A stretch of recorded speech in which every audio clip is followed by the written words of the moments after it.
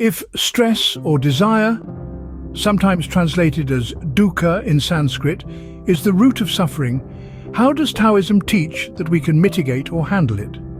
Interestingly, it suggests humility is the root of virtue, which in turn informs your choices and ultimately your destiny. Chapter 59 of the Tao Te Ching reads, "In governing the people and attending to the environment, nothing is greater than humility. Only by practicing humility can one rapidly return to the natural state. The more rapidly you return to the natural state, the greater your crop of character. The greater your crop of character, the more challenges can be overcome. The more challenges you overcome, the more limitless your life. The more limitless your life, the greater your capacity to cultivate. And the greater your capacity to cultivate, the more profound your influence can be. This is what results when one attends ardently to roots, a flourishing of enduring vitality and vision." This chapter of the Tao Te Ching brilliantly illuminates how the cultivation of humility can help us alleviate stress and suffering.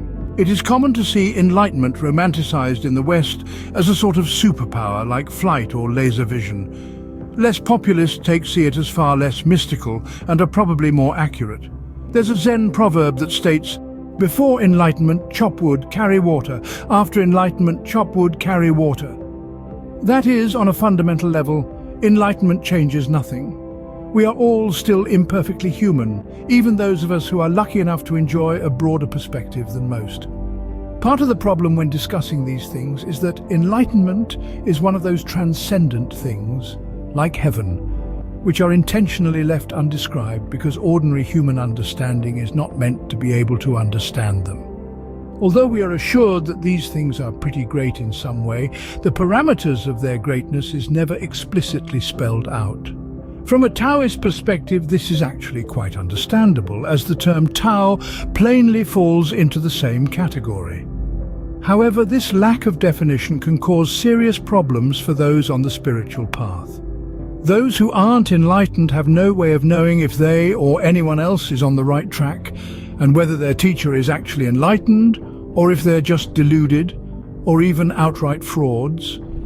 Anyone who has spent any time around spiritual practitioners quickly finds out that they're usually not as faultless as they're made up to be.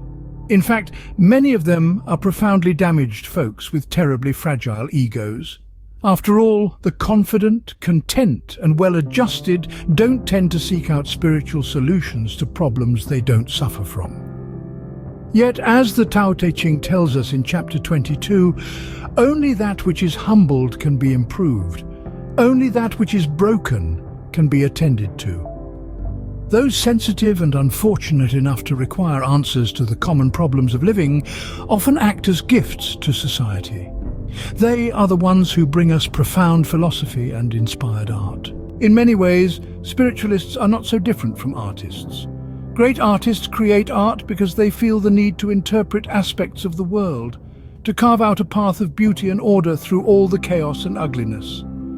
But of course, many lesser so-called artists are only in it for approval and recognition, in order to stoke their own self-regard.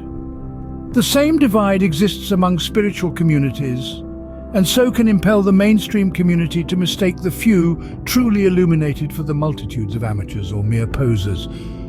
Moreover, since even the most ardent and adept spiritualists are imperfect, it's ordinary to see them outed when they inevitably succumb to their own humanity through various addictions, indulgences, or even just ordinary human frailties and emotions.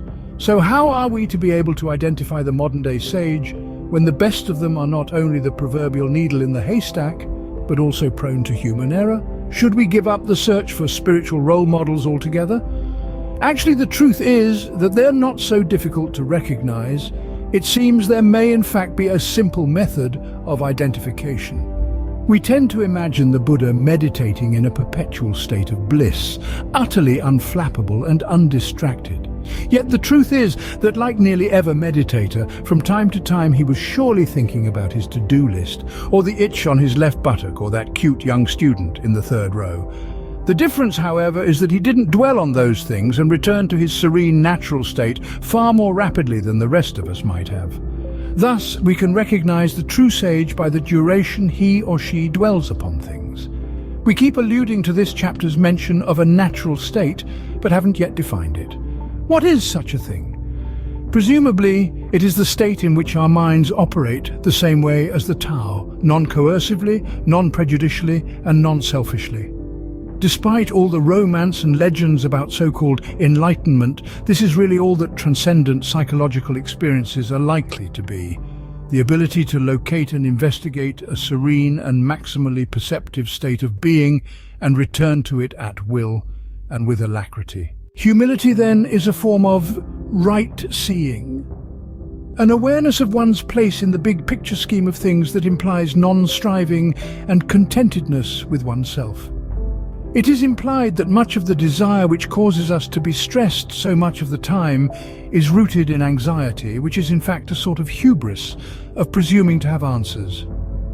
The Taoist sage Po Yang was once asked what he had learned from a lifetime of studying the I Ching. He replied simply, "Worry is preposterous."